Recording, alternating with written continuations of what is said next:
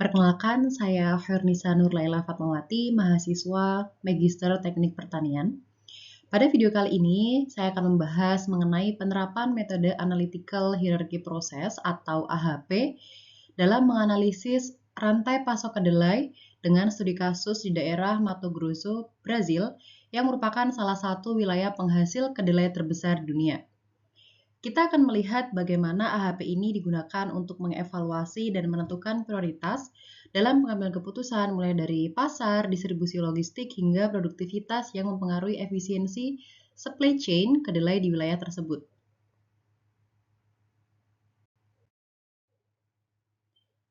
AHP adalah sebuah metode pengambilan keputusan untuk memecahkan masalah yang kompleks dan melibatkan banyak kriteria dengan cara menyusun hierarki dari permasalahan tersebut.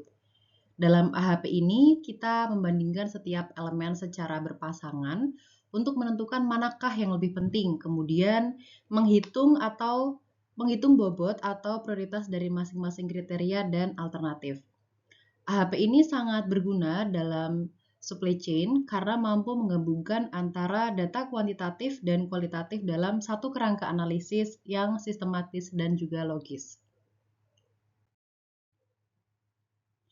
Kemudian background dari research ini adalah Brazil merupakan salah satu negara penghasil kedelai terbesar di dunia dan negara bagian yakni Mato Grosso berperan sebagai kontributor utama dalam produksi kedelai nasional. Namun, di balik capaian produksi tersebut, ternyata rantai pasok kedelai di Brazil ini sangat kompleks karena melibatkan berbagai aktor mulai dari petani, pedagang, pengolah eksportir, hingga pihak transportasi dan pembuat kebijakan itu sendiri.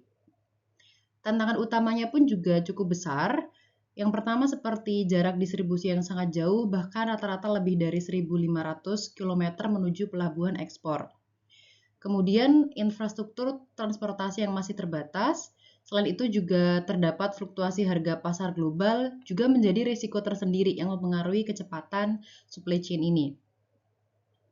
Oleh karena itu, diperlukan suatu alat bantu pengambilan keputusan yang mampu mempertimbangkan berbagai aspek penting seperti biaya, risiko, waktu, dan kualitas agar pengelolaan rantai pasok kedelai ini dapat berjalan lebih efisien dan adaptif terhadap berbagai tantangan tersebut.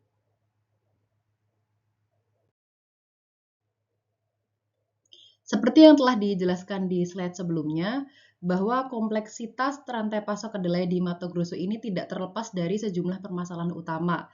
Pertama, ada infrastruktur jalan yang belum memadai, menyebabkan keterlambatan pengiriman dan tingginya biaya logistik, karena distribusi kedelai ini harus menempuh jarak yang cukup jauh menuju pelabuhan ekspor.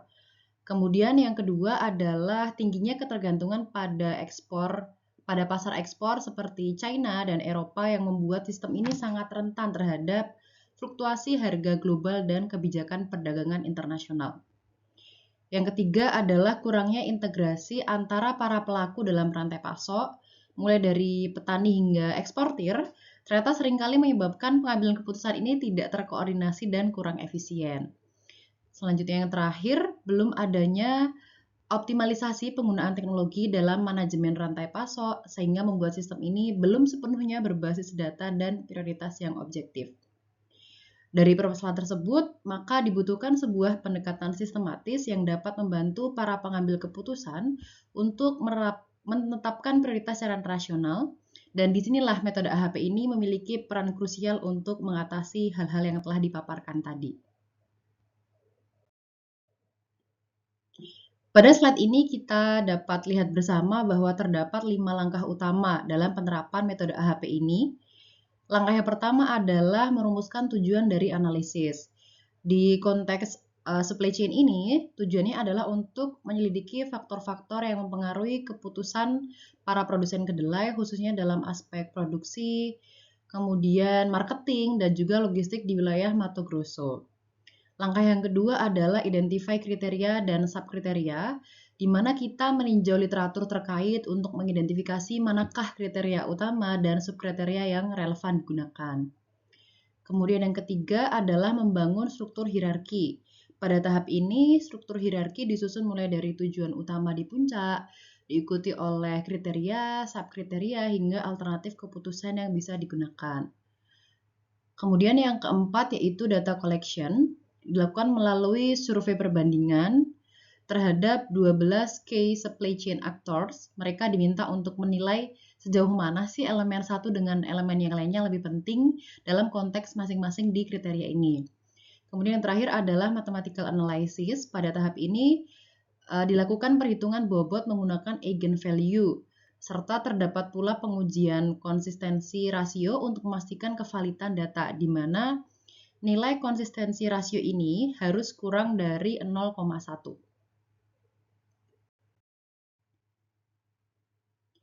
Pada slide ini menjelaskan struktur hierarki kriteria yang dipakai.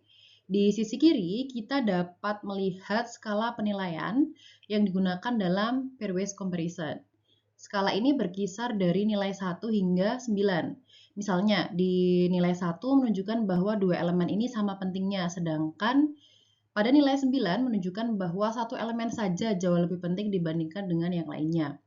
Nah, dari skala ini yang menjadi dasar dalam memberi bobot terhadap setiap kriteria yang akan dibandingkan.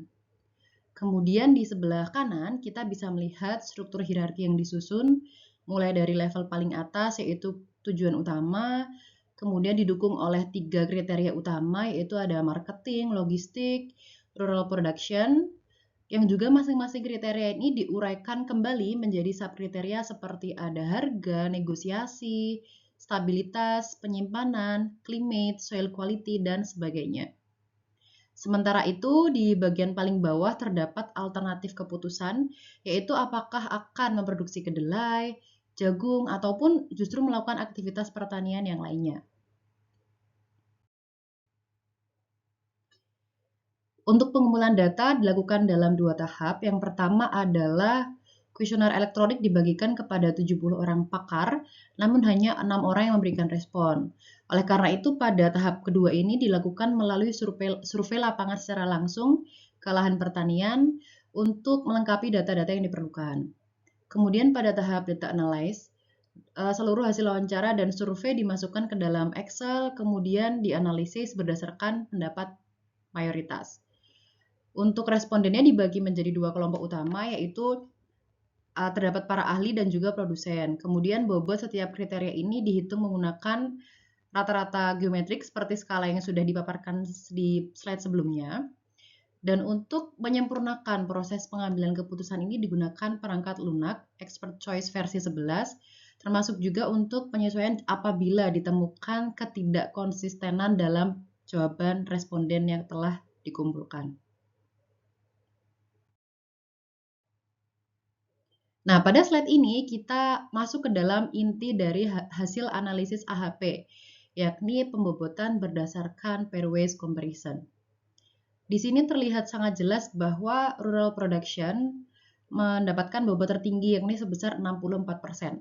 Artinya baik produsen maupun ahli sepakat bahwa aspek produksi di wilayah tersebut menjadi pertimbangan yang paling penting dalam rantai pasok kedelai di Mato Grosso. Selanjutnya terdapat aspek marketing yang menempati posisi kedua dengan bobot sebesar 29,3%, yang menunjukkan bahwa faktor seperti harga, negosiasi juga cukup berpengaruh, terutama saat kedelai ini siap dipasarkan. Sedangkan yang paling rendah adalah logistik, yakni hanya 6,7%, yang menandakan bahwa logistik masih belum menjadi fokus utama. Kalau kita lihat di subkriteria masing-masing dalam pemasaran, harga ternyata menjadi hal yang paling dominan. Kemudian di logistik, transportasi sangat menonjol, jauh lebih penting daripada penyimpanan. Dan dalam rural production, climate ternyata menjadi penentu yang utama. Kemudian kita akan membahas satu persatu dari masing-masing kriteria yang telah disampaikan sebelumnya. Dari seluruh hasil analisis, ternyata rural production ini sangat penting, baik menurut ahli maupun produsen. Mengapa? Karena aspek ini menyangkut keputusan-keputusan strategis seperti sumber pembiayaan, kemudian teknologi tanam, jenis benih, jumlah panen, sampai kapan waktu terbaik untuk kedelai tersebut akan dipasarkan. Nah, seluruh aspek tersebut ini berkaitan dengan keuntungan. Kalau kita bedah lagi dari masing-masing subkriterianya, ternyata climate menjadi aktor utama karena Ketika kondisi cuaca yang ekstrim seperti kekeringan ataupun hujan berlebih bisa memberikan dampak secara langsung terhadap hasil panen kedelai. Kemudian di bawahnya terdapat pembiayaan yang meskipun cukup penting dianggap masih punya alternatif. Kemudian ada cost of input dan kualitas tanah yang ternyata lebih rendah pengaruhnya karena dianggap bisa diatasi dengan teknologi ya meskipun harus terdapat biaya tambahan kembali. Selanjutnya kita masuk ke faktor yang kedua, yaitu marketing. Menurut para ahli dan dosen, marketing ini mendapatkan bobot yang cukup tinggi. Artinya, meskipun produsen mempunyai peran kecil dalam distribusi, namun keputusan pemasaran tetap berdampak besar. Kita lihat di sini bahwa subkriteria yang paling penting adalah harga karena langsung menentukan margin keuntungan. Sayangnya, produsen ini cenderung memiliki price takers, mereka ikut harga pasar. Kemudian ada juga negosiasi yang perannya sedang karena banyak produsen yang masih mengikuti pola dagang tradisional. Terakhir ada reliability, walau dinilai rendah, namun tetap punya nilai strategis dalam membangun kepercayaan antara produsen dan mitra dagang khususnya dalam sistem barter di kedelai ini. Terakhir kita bahas faktor yang dianggap rendah yakni logistik. Baik ahli maupun produsen menilai kurang krusial karena sebagian besar biaya distribusi ditanggung oleh pembeli. Namun bukan berarti tidak penting kalau kita lihat lebih dalam, transportasi tetap menjadi perhatian utama karena biaya tinggi akibat jalan rusak dan jalan jauh masih membebani terutama dalam proses pengiriman soybean.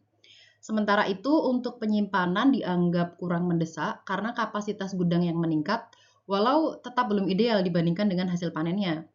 Jadi meski logistik ini dinilai kurang strategis, namun tetap perlu perhatian agar tidak menjadi hambatan dalam rantai pasok ataupun rantai produksi soybean di negara tersebut.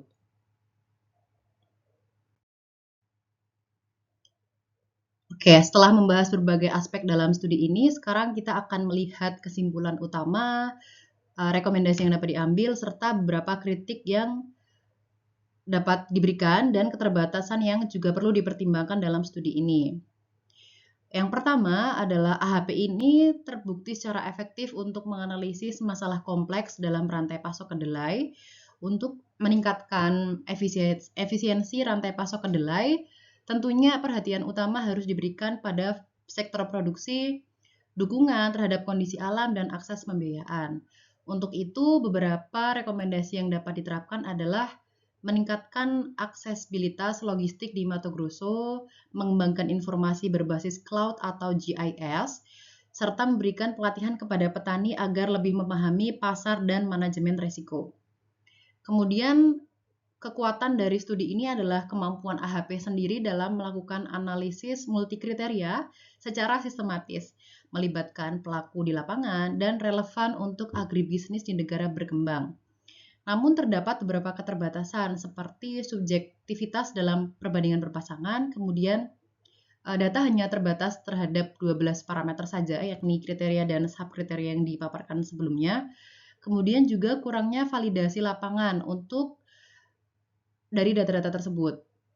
Kemudian pengembangan lebih lanjut ini dapat dikembangkan atau diperbaiki dengan mengintegrasikan AHP dengan metode lain dan penelitian dengan cakupan yang lebih luas. Berikut ini referensi yang saya gunakan dalam pemaparan materi dalam video ini. Demikian yang dapat saya sampaikan. Semoga temuan dan saran-saran dari studi ini dapat memberikan wawasan baru dalam mengoptimalkan supply chain soybean, terutama di wilayah seperti Mato Grosso. Tentunya penelitian lebih lanjut dan implementasi yang tepat akan sangat membantu untuk mencapai hasil yang lebih baik. Terima kasih atas perhatian dan waktu yang diberikan.